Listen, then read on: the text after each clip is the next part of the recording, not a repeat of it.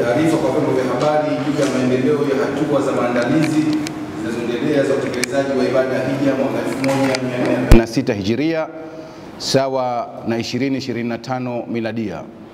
Ndugu waandishi wa habari, ndugu walikuwa wote, mabibi na mabwana, assalamu alaikum wa rahmatullahi wa barakatuh. Ndugu wanahabari, kwanza kabisa tunamshukuru Allah subhanahu wa ta'ala kwa kutujalia kukamilisha mfungo wa mwezi mtukufu wa Ramadhani tukiwa na afya njema na amani. Tunamuomba Allah atupokelee ibada zetu, atufanyie wepesi katika kila jambo letu, na tujalie kuendelea kufaidika na baraka za mwezi huu baada ya kumaliza kwake. Ndugu wanahabari, mtakumbuka kuwa mnamo tarehe 22 Oktoba 2024 tuliwaalika katika ukumbi wa Masjid Jami Zanzibar uliopo Mazizini kwa lengo la kuwaomba mtusaidie kufikisha ujumbe kwa umma kuhusu uwepo utaratibu mpya wa utekelezaji wa shughuli za hija. Utaratibu huu umetolewa kupitia ratiba maalumu iliyotangazwa na Wizara ya Hija ya Saudi Arabia. Ndugu wanahabari, serikali ya Saudi Arabia imeweka ratiba hii kwa makusudi maalumu ili kurahisisha maandalizi na utekelezaji wa ibada ya hija kwa ufanisi zaidi. Lengo ni kuhakikisha kuwa ibada hii inafanyika kwa utaratibu mzuri, huku ikiwezesha Wizara ya Hija kupanga na kusimamia shughuli zao kwa wakati unaofaa. Aidha, ratiba hii ina jumla ya vipengele vikuu 8 ambapo tayari vipengele 6 vimeshakamilika. Hivi sasa tumebakiwa na vipengele 2 vya mwisho ambavyo vitakamilisha mchakato mzima wa maandalizi ya ibada hija kwa mwaka 1446 Hijiria sawa na 2025 Miladia. Ndugu wanahabari, katika mkutano wetu na waandishi wa habari uliofanyika tarehe 22 Oktoba, tulieleza kwa kina ratiba ya shughuli za hija kwa ujumla wake. Pamoja na hayo, tulisisitiza umuhimu wa mahujaji watarajiwa kujiandikisha na kukamilisha malipo yao mapema kabla tarehe 15 Shabani 1446 Hijiria sawa na tarehe 14 Februari 2025. Tarehe hii ilikuwa ni mwisho kwa taasisi zote zinazohusika na usafirishaji wa mahujaji duniani kote kukamilisha mikataba muhimu, ikiwemo mikataba makazi Maka na Madina, mikataba ya mahema Mina na Arafa, mikataba ya usafiri nchini Saudi Arabia. Ndugu wanahabari, ilipofika tarehe 14 Februari 2025 sawa na mwezi 15 Shabani 1446 Hijiria, mtandao kwa ajili ya kukamilisha mikataba niliyoitaja hapo juu ulifungwa rasmi, na ikawa hakuna uwezekano tena kwa taasisi kuweza kuingia makubaliano ya kulipia mahema Mina na Arafa. Hata hivyo, kutokana na changamoto zilizojitokeza, Wizara ya Hija iliongeza muda wa kukamilisha mikataba ya nyumba za makazi hadi tarehe 20 Ramadhani 1446 Hijiria. Hii ni ishara dhahiri ya jinsi Wizara ya Hija ilivyodhamiria kusimamia kwa umakini utekelezaji wa ratiba hiyo na kuhakikisha nchi zote duniani zinafuata masharti yaliyowekwa kwa wakati. Ndugu wanahabari, leo hii tumewaita tena ili mtusaidie kuhabarisha umma wa Kiislamu kuwa taasisi za hija zipo katika kipindi cha utoaji wa visa kwa mahujaji, mchakato ambao ulianza rasmi tarehe 20 Februari 2025 kulingana na ratiba iliyowekwa. Muda wa utoaji wa visa utakamilika rasmi tarehe 18 Aprili 2025 sawa na mwezi 20 mfunguo mosi 1446 ambapo mfumo wa utoaji wa visa utafungwa rasmi. Kwa muktadha huo, tunawaomba mtusaidie kufikisha ujumbe huu kwa umma wa Kiislamu, hususan kwa wale waliopanga kutekeleza ibada ya hija mwaka huu 1446 Hijiria 2025 kuhakikisha wanakamilisha malipo ya safari zao na kuwasilisha pasipoti zao kwa taasisi walizojiandikisha haraka iwezekanavyo. Aidha, kwa wale ambao bado hawajajiandikisha, tunapenda kuwajulisha kuwa nafasi bado zipo. Tunawasihi waendelee kujisajili katika taasisi wanazozipenda na kukamilisha malipo yao kwa haraka, kwani muda wa utoaji visa ni mfupi. Ikumbukwe kuwa mchakato wa utoaji visa katika mfumo rasmi unachukua kati ya siku 3 hadi siku 4. Hivyo ni muhimu kuchukua hatua mapema ili kuepuka changamoto za muda wa mwisho. Tunaendelea kusisitiza umuhimu wa kufuata ratiba ili kuhakikisha safari za hija za mwaka huu inafanikiwa kwa urahisi na utulivu.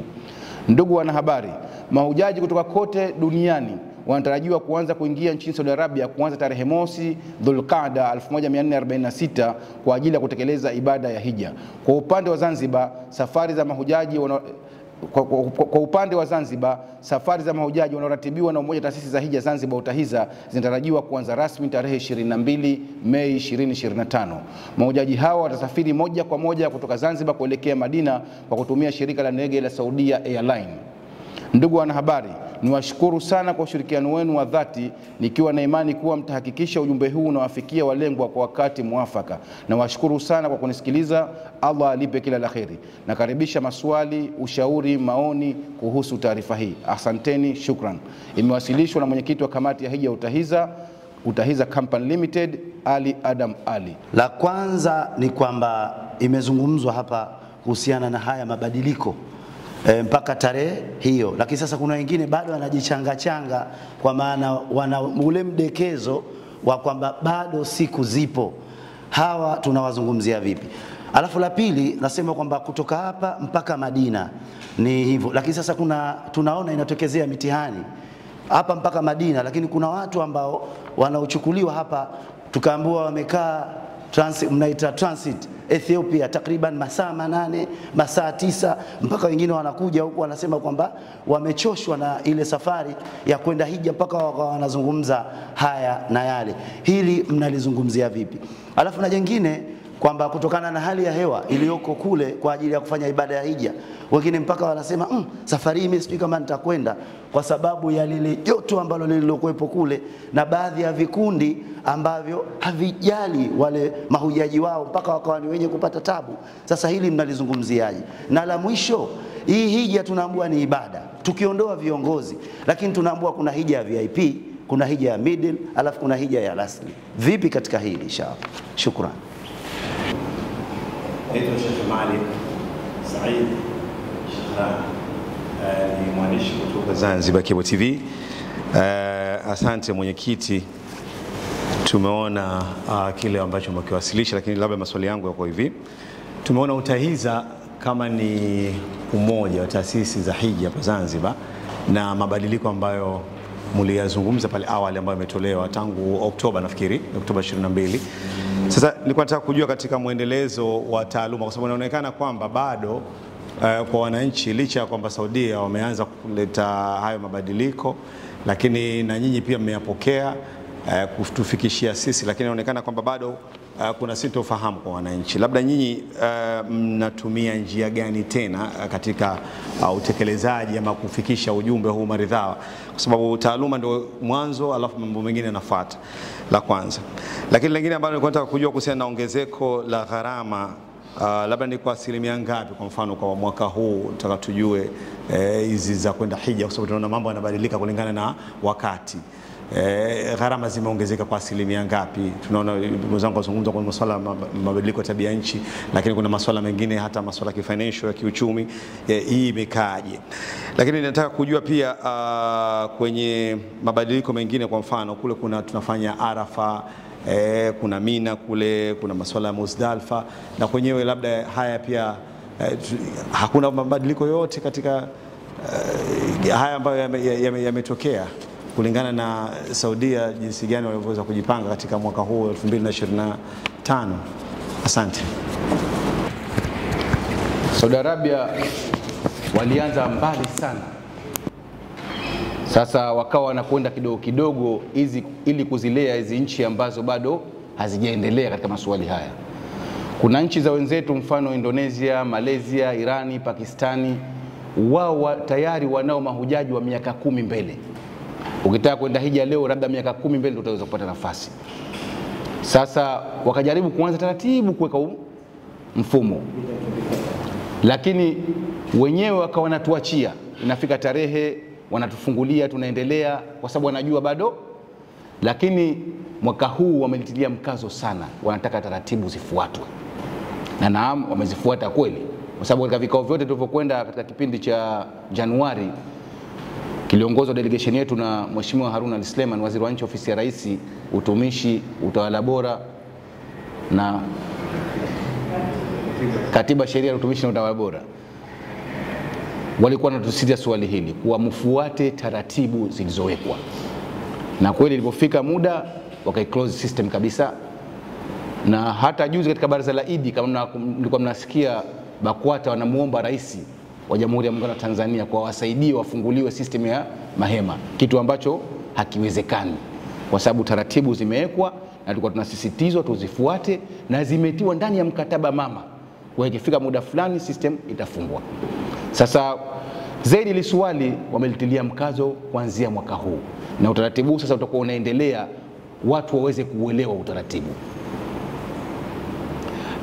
Swali la pili, kwa wale ambao watu wanajichanga, wako wengine pesa wanazo lakini wanasubiri dakika za mwisho, au inshallah tukijaliwa nafasi yao itakuwa mwakani.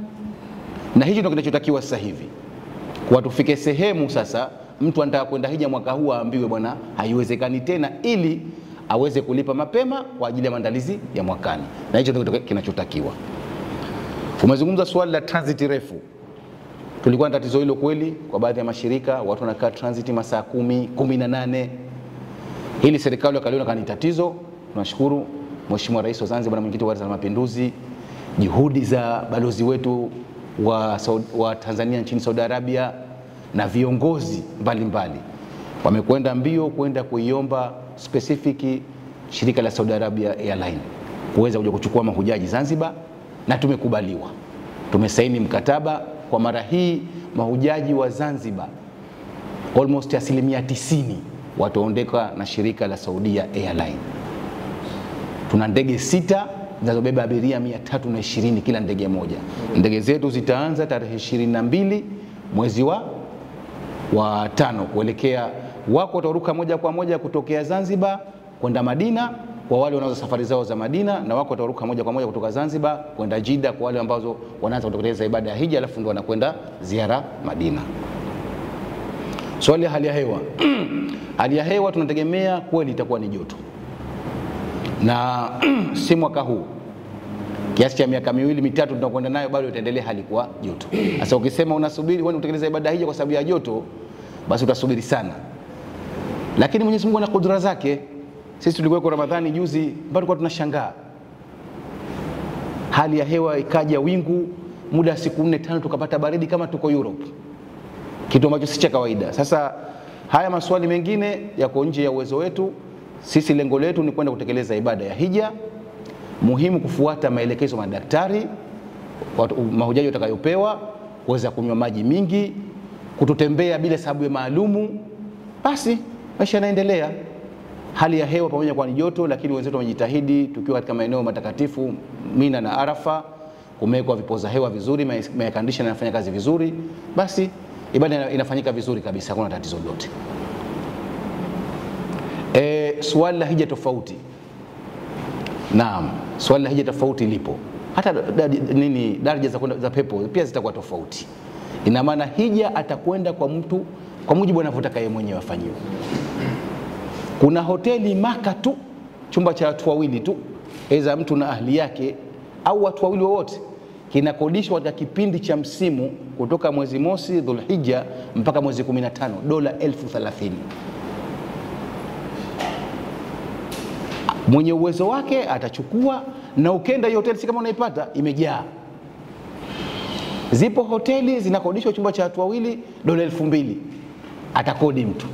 Lakini zipo ambazo ziko mbali na haram zinakodishwa bei rahisi. Sasa ukija halikadhalika Mina, kuna maternity ambao hema moja linakaa watu 4, wana choo chao wenyewe, wanapata huduma zote, buffet na kila kitu, na karibu na Jamarati. Hema hilo linaweza likakodiwa riali 80,000, karibu dola 23,000 kwa mujibu wa uwezo wake. Na sisi tupo huku tunalipa dola 1,500 kwa kila mtu kwa mujibu wa uwezo wetu. Sasa hilo si tatizo, kila mtu anapewa huduma kwa mujibu anavyotaka yeye mwenyewe. Nafikiria nimefahamika vizuri.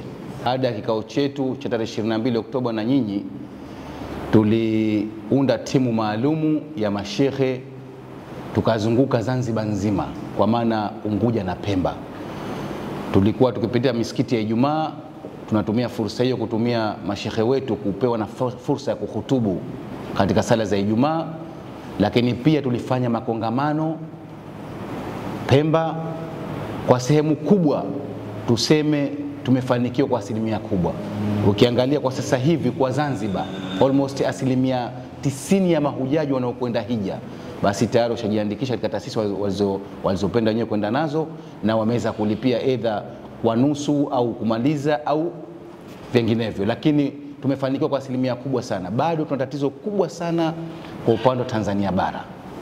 Huko ndio kwenye tatizo kubwa sana upande wa Tanzania bara. Bado elimu haijaweza kufika, na kwa sababu sisi hatuna access ya moja kwa moja kule, tunatafuta njia mbadala kuweza kuungana na wenzetu upande wa Tanzania bara at least kuweza kuifikisha hiyo elimu. Ongezeko la gharama, tunashukuru kwa mwaka huu alhamdulillah hakukuwa na ongezeko la gharama.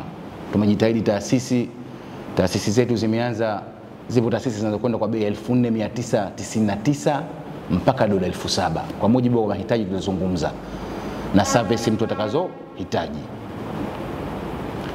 Kuhusu mabadiliko Mina na Arafa, kwa kweli tuseme wenzetu wamejitahidi sana. Ukilinganisha miaka hiyo hija ilivyokuwa na sasa hivi, kuna mabadiliko makubwa sana. Kwenye miaka ya 98, 2000 na upande wa Mina, upande wa Arafa ilikuwa kupata chakula ni kazi sana. Vyoo, mitihani, tunalala chini kabisa, tumewekewa mazulia tu. Lakini sasa kuna mabadiliko makubwa. Hata kama tuna banana, lakini unapewa godoro, unapewa mto, unapewa beshiti, lakini tunafungwa AC ndani, unafanya ibada uko comfortable kabisa. Lakini pamoja na watu wengine wakienda wanaona bado dhiki kweli kweli, lakini sisi tuliokwenda hiyo miaka ya nyuma tunaiona sasa hivi kama kuna starehe kubwa sana kwenye ibada. Sasa wanajitahidi sana kwa ikifika kipindi cha chakula kwa wakati, baada ya sala alfajiri tu chai ipo, ikifika mchana saa 7 chakula cha mchana kipo, ikifika baada ya sala ya Isha chakula cha usiku kipo. Hii ni katika kupiga maendeleo makubwa sana. Lakini halikadhalika wameboresha usafiri.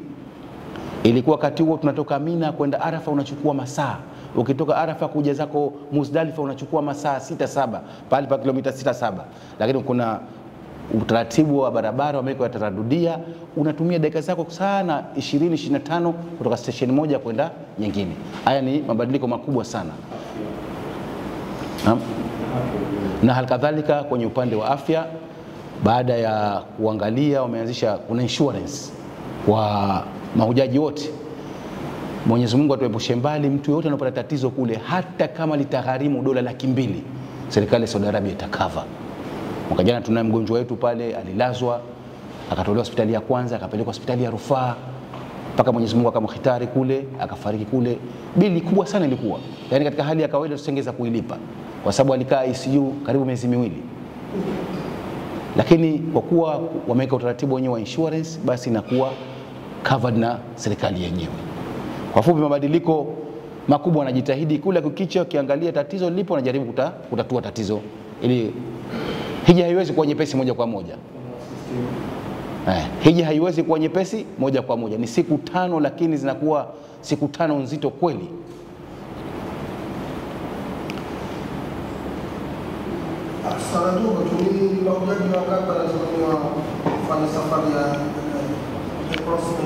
Haya, kwa upande wa taasisi zilizokuwa chini ya UTAHIZA tunategemea kusafirisha mahujaji 2460 kwa vikundi 27. Sawa.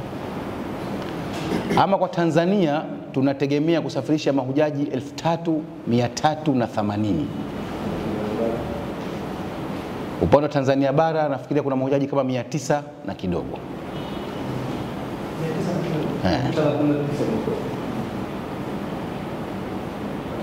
Kwa Tanzania bara.